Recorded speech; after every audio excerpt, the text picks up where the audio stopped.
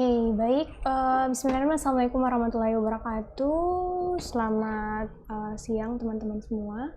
Jadi pada kesempatan kali ini saya perkenalkan ya, nama saya Andi Aisyah Kumaira. Teman-teman bisa panggil Aisyah. Di sini sebagai tentor TKP atau tentor tes karakteristik pribadi, salah satu subtes dalam tes kedinasan. Nah, pada kesempatan kali ini saya akan menjelaskan untuk TKP itu sendiri, tapi sebelum saya masuk ke dalam soal, saya akan menjelaskan sedikit sebenarnya TKP itu apa, kemudian apa sih yang harus diperhatikan untuk soal-soal TKP, terutama buat teman-teman yang baru pertama kali akan tes kedinasan, atau teman-teman yang baru pertama kali akan melihat bagaimana jenis soal TKP dan juga jenis soal yang lain. Jadi sebaiknya diawali dengan pengenalan TKP itu seperti apa dan apa yang harus diperhatikan. Oke, baik teman-teman. Di sini saya akan menjelaskan sedikit tentang TKP. Jadi kalau teman-teman lihat di sini ya, TKP, kita sebut dengan tes karakteristik pribadi, yang berkaitan dengan karakteristik pribadi. TKP, inilah soal-soal yang sebenarnya berasal pertama dari tes psikotes. Ya, dia berasal dari tes psikotes, dari tes psikologi. Cuman dia ditarik. Kalau psikotes itu kan lebih kompleks, soalnya. Kenapa? Karena psikotes kan dia bicara soal kepribadian, kepribadian. Kemudian juga dia bahas soal intelijensi.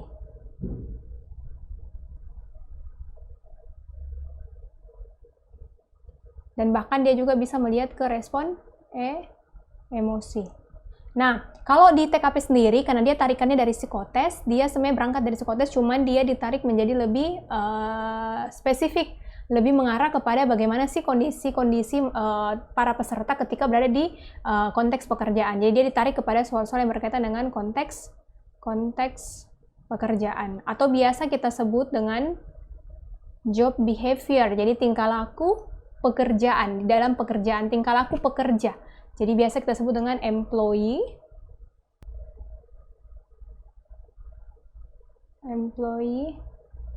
behavior. Ya, jadi tingkah laku dalam tingkah laku karyawan, tingkah laku pegawai, tingkah laku dari orang-orang yang bekerja di situ, dan berkaitan dengan pekerjaannya, job desk-nya, dan berkaitan dengan lingkungan sekitarnya yang sangat berkaitan dengan pekerjaan.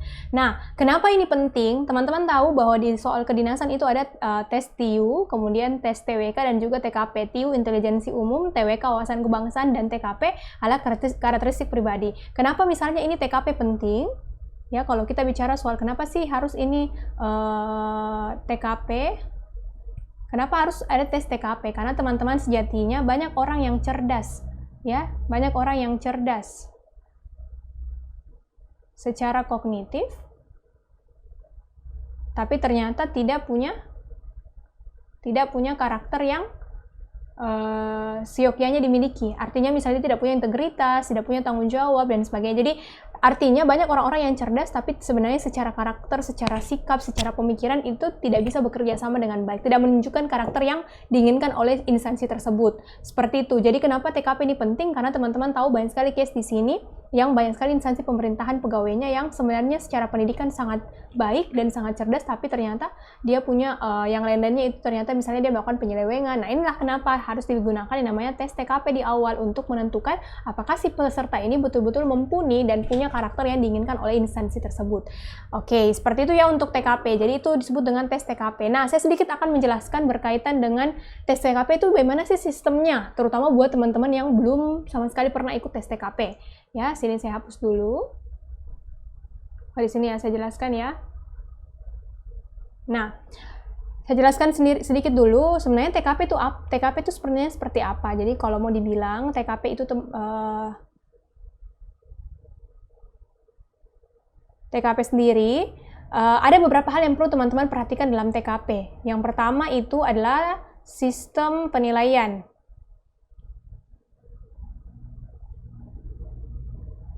Jadi sistem penilaian di dalam TKP itu bukan sistem penilaian salah atau benar, tetapi sistem penilaian menggunakan sistem penilaian scoring. Jadi dari scoring 5, 4, 3, 2, 1. Jadi dia menggunakan sistem penilaian yang scoring. Jadi bukan lagi dibilang kalau saya pilih C dan kunci jawabannya D lantas saya salah, tidak. Tapi kalau kamu pilih C dan ternyata poin tertingginya di D, kamu tetap akan mendapatkan skor, tapi mungkin skor yang lebih rendah daripada skor yang menjadi pilihan jawabannya atau kuncinya. Nah, jadi sistem penilaiannya pakai sistem penilaian scoring. Jadi karena dia pakai sistem penilaian scoring, maka dia akan berentan pada 1, 2, 3, 4, dan 5. Nah, inilah skor paling tertinggi, yaitu skor 5. Dan siokianya teman-teman berada pada skor paling tertinggi, supaya ketika dikalkulasi semua soal, itu teman-teman mendapatkan nilai yang paling tertinggi. At least masuk pada passing grade atau nilai standarnya. Kemudian yang kedua, pada soal TKP itu sendiri, selain sistem penilaian, teman-teman harus tahu bagaimana caranya melakukan yang namanya identifikasi karakter, atau biasa kita sebut identifikasi indikator yang mau diukur. Nah, jadi identifikasi karakternya. Nah, apa saja karakter dalam TKP? Nah, coba kita lihat ya. Apa saja karakter dalam TKP?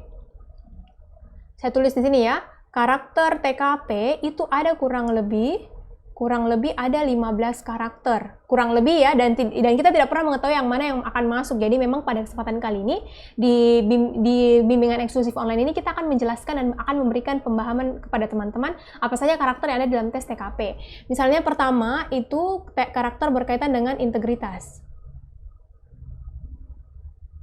Kemudian yang kedua berkaitan dengan profesional. Ya, nanti masuk lagi ke orientasi,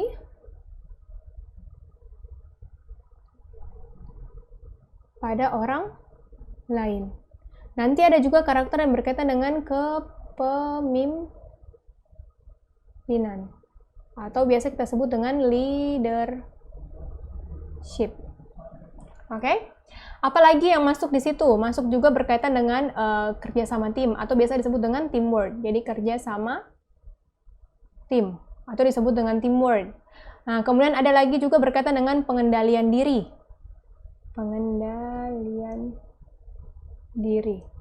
Kemudian ada karakter kreativitas dan inovasi. Nah, ya. Kemudian ada juga karakter yang berkaitan dengan orientasi pada pelayanan.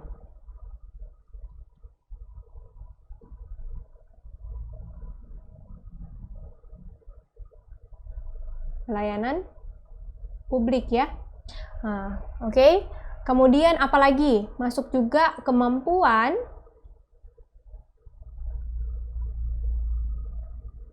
belajar berkelanjutan. Ada juga berkaitan dengan bekerja mandiri dan tuntas.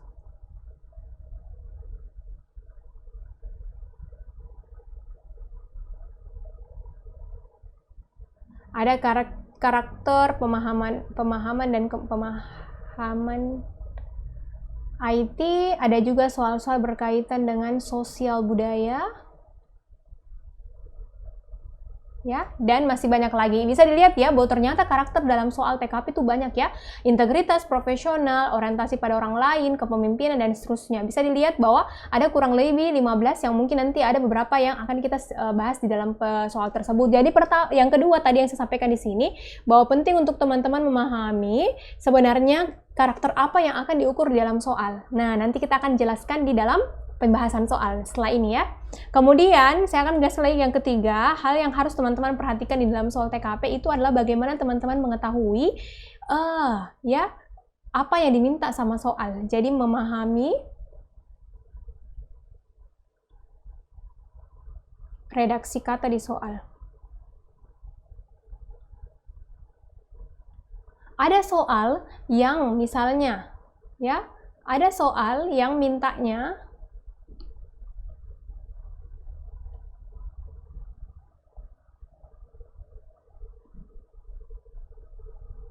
ada soal yang misalnya mintanya sikap, ada soal yang berkaitan dengan sikap, ada soal yang berkaitan dengan perilaku, Ada juga soal yang bertanyanya tentang perasaan. Dan ada juga soal yang bertanyanya tentang perasaan, dan juga soal berkaitan ditanyakan dengan pemikiran. Nah, maksudnya ini teman-teman, sikap, perilaku, perasaan, dan pemikiran. Dipahami kalau misalnya soalnya mintanya sikap, maka teman-teman bisa coba mencari redaksi kata yang berkaitan dengan sikap. Cari pilihan jawaban yang berkaitan dengan sikap. Sikap itu apa sih? Sikap itu adalah kecenderungan melakukan suatu perilaku. Terus kedua adalah perilaku itu sendiri. Lebih banyak, kalau perilaku ini juga terbagi menjadi dua. Ada perilaku yang jangka pendek, atau yang bisa dilakukan pada saat itu. Misalnya contoh, ada pencuri yang datang, yang harus bisa kamu lakukan adalah menghindari, atau misalnya bagaimana caranya menghadapi tersebut. Ada juga yang perilaku yang berkaitan dengan jangka panjang. Misalnya nih, kamu diminta untuk memproyeksikan pembangunan perusahaan 15 tahun ke depan. Nah, ini adalah perilaku-perilaku yang akan kami lakukan, tapi untuk hal yang jangka panjang, nanti beberapa tahun yang akan datang. Tapi kalau yang pendek, apa saja sih hal-hal yang sekiranya teknis yang bisa kamu lakukan pada saat itu juga menghadapi situasi. Kalau perasaan lebih banyak ke respon emosi. Jadi misalnya bisa juga terbagi menjadi respon emosi yang positif atau respon emosi yang negatif. Kalau yang positif kan senang, bahagia, terharu, ya bangga dan sebagainya. Kalau negatif marah, sedih, jijik, kecewa. Nah, kalau pemikiran lebih banyak nanti yang berkaitan dengan saran atau pendapat. Jadi sarannya apa? Sarannya sebaiknya, seharusnya, seyogyanya, sepatutnya. Pendapat, menurut saya hal tersebut tidak baik karena begini-begini. Ya, teman-teman pasti akan terus melihat kepada isi soal itu sendiri.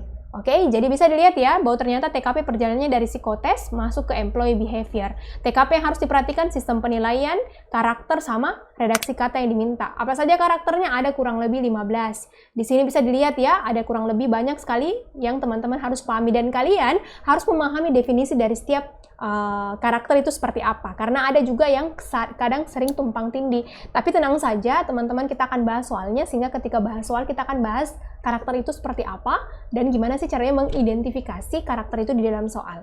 Oke? Nah, kita akan melangkah ke nomor 1, tapi sebelum itu saya coba hapus dulu ya untuk catatannya biar lebih mudah. Untuk materi dan video selengkapnya, silakan cek di grup belajar masing-masing atau klik link pada deskripsi video ini ya.